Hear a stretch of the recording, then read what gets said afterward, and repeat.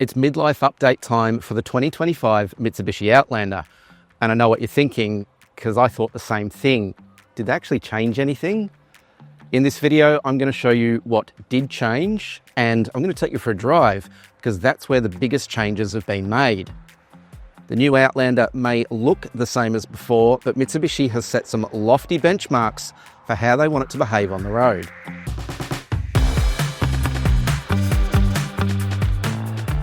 The new Outlander range starts from $39,990 for the entry-level Outlander ES and stretches to $57,990 plus on-road costs for the flagship Outlander Exceed Tourer that's the focus of this video. Compared to the old model, prices are up between $2,000 and $3,000 depending on the variant. All Outlanders are powered by a 2.5-litre four-cylinder petrol engine with a CVT automatic transmission. You can choose front or all-wheel drive on the ES, LS and Aspire, but the Exceed and Exceed Tourer are only available with all-wheel drive. The plug-in hybrid Outlander is set to return later this year. Expect it sometime around September 2025. Big changes across the range include a standard 12.3-inch infotainment screen, wireless Apple CarPlay and wireless Android Auto, a 12.3-inch digital instrument display, driver monitoring camera, 360-degree parking cameras, and a Yamaha-branded premium sound system. If you step all the way to the Exceed Tourer, you get luxury features like semi-aniline quilted leather seats, front seat heating, ventilation and massage, heated rear seats, a panoramic sunroof, hands-free powered tailgate, and a 12-speaker Yamaha Ultimate sound system. And that's really just the tip of the iceberg. To find out more about the 2025 Mitsubishi Outlander range, check out the price and specifications article on Drive.com.au. Starting with the design changes, while it looks very similar, you've got to be an absolute train spotter to spot the differences. Those include things like a closed-off upper grille, that one used to be mesh, and a lower valance that looks the same, but it's actually indented at the bottom, whereas the old one used to be raised. There are things like smoked taillight lenses at the rear and new 20-inch alloy wheels on the high-spec cars. They move from a 5-spoke to a 6-spoke design. It's a little bit different, but not a lot, and I reckon you'll struggle to pick the difference on dealer forecourts and supermarket car parks. But I'm going to jump in and show you where probably some of the more important changes have taken place. Looking around the interior of the Outlander, it probably comes as no surprise that just like the outside, it's only a little bit different in here. But the couple of changes that have been made are really worthwhile ones. The first is this. It's a 12.3-inch infotainment touchscreen, and it replaces the old 8 and 9-inch systems. It's standard across all models, and it comes with customizable widgets so that you can set it up the way that you want it. Plus there's things like Apple CarPlay, and now there's wireless Android Auto joining the spec list. The other thing are the cup holders, which have been moved up alongside the gear shifter, and the gear shifter is now closer to the driver along with the drive mode dial, which makes a lot of sense. It's now a lot easier to use and easier to reach. The other change is a bigger wireless charge pad, and instead of your phone sliding off the part of the pad where it actually needs to get juice, you can drive a little bit more vigorously without losing charge and come back with a full charge at the end of your drive. Other than that, Mitsubishi has been really sensible in keeping things the same. You get the same steering wheel with the same physical buttons. There's a lot of dials for things like the 3-zone climate control. You actually don't have to dive through touch screens or take a punt. You can use muscle memory to adjust this car on the fly, which is great. Elsewhere, it's much the same, which means the same space. But one major change, and this could be a make or break for Mitsubishi, is in the third row, because in the Exceed and Exceed Tourer, the two top grades, there isn't a third row anymore.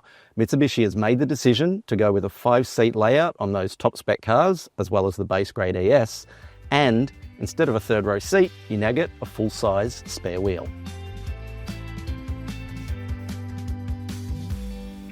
So let's talk about the big change to the Outlander, and that is the way it drives. It doesn't matter that this car doesn't look very different on the outside.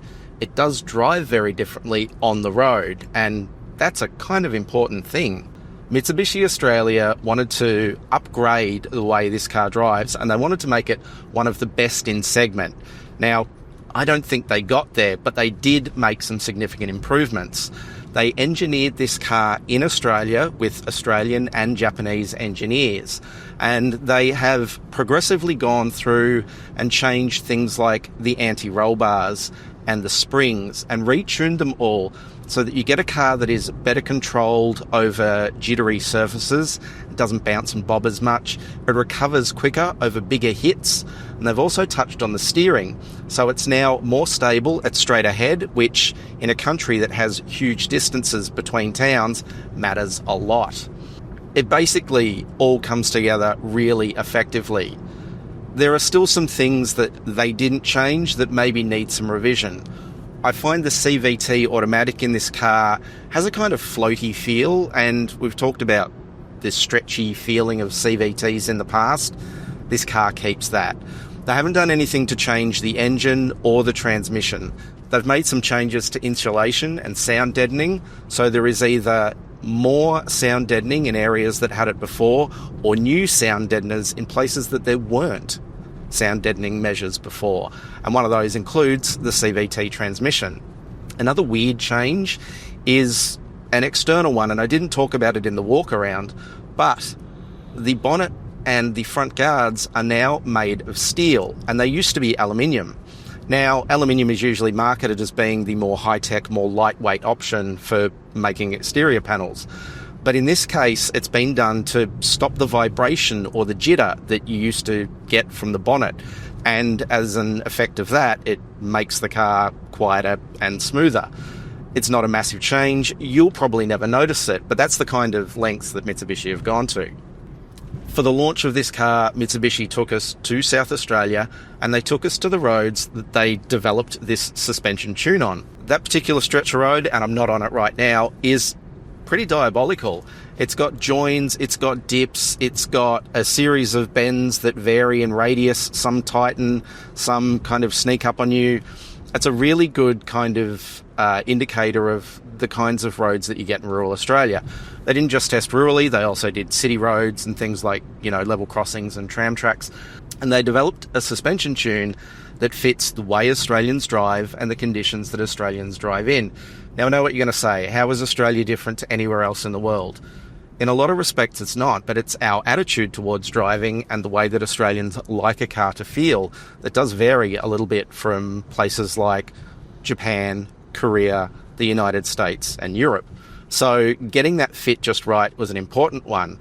And apparently, the engineers locally did such a good job that Mitsubishi has adopted this ride tune for all of the world. Any Outlander that you buy anywhere comes with the Australian developed suspension. It's really unfortunate that I can't show you the difference between the old Outlander and the new, but I got the opportunity to drive the two back to back yesterday, and I can tell you that the improvements really do make the car better. In the old Outlander, it wasn't a terrible car by any means, but there was quite a lot of bounce, and on rough rural roads, that bouncing or jittering could start to get out of sync with the road surface, so the car felt pogo-y, and now it settles a lot quicker and it can keep up a lot better with undulating surfaces. We covered things like tarmac and gravel, really nice smooth highways, good tight winding roads, and the kind of ratty, terrible tarmac that I was talking about earlier. And it all did a really good job.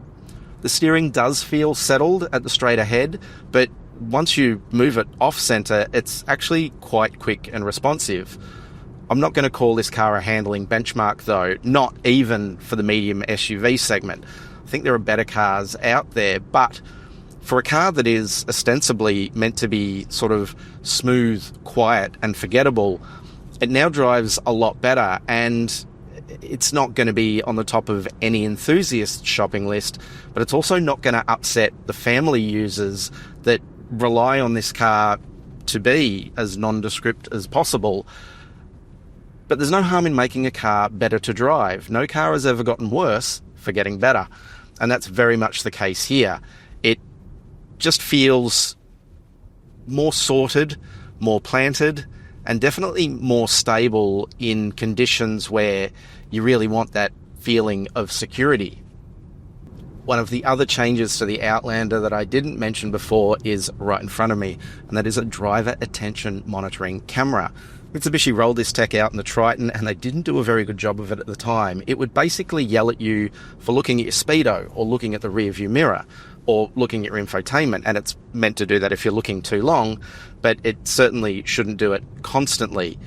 The good news with this, and I'll kind of demonstrate it by looking at you for a little while, is that it will ping you, but only once you've been diverting your attention for a couple of seconds.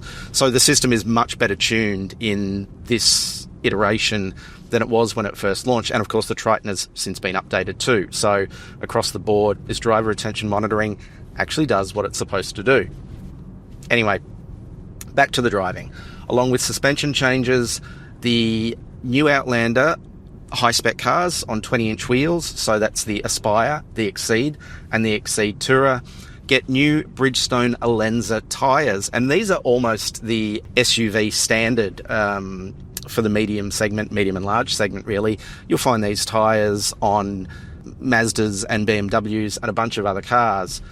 They're a premium tyre, so they're not, Bob's bargain basement priced, so when it comes time to replace them, you probably want to keep that in mind, but they are a nice, quiet tyre, and with those other sound insulation changes, you get a car that is very enjoyable and, very easy to live with on the open road, on coarse chip freeways, and at higher speeds. If you think you like the sound of what Mitsubishi has done with the new Outlander and you'd like to make one your own, head to Drive Marketplace and you can view new and used Outlanders for sale all around Australia. Maybe the Outlander isn't quite what you're after and you'd like to check out its rivals. Well, you can find those too. Head to drive.com.au/marketplace and start browsing. It's fair to say that Mitsubishi didn't exactly rewrite the rulebook when it came to updating the Outlander. But as the old saying goes, if it ain't broke, don't fix it.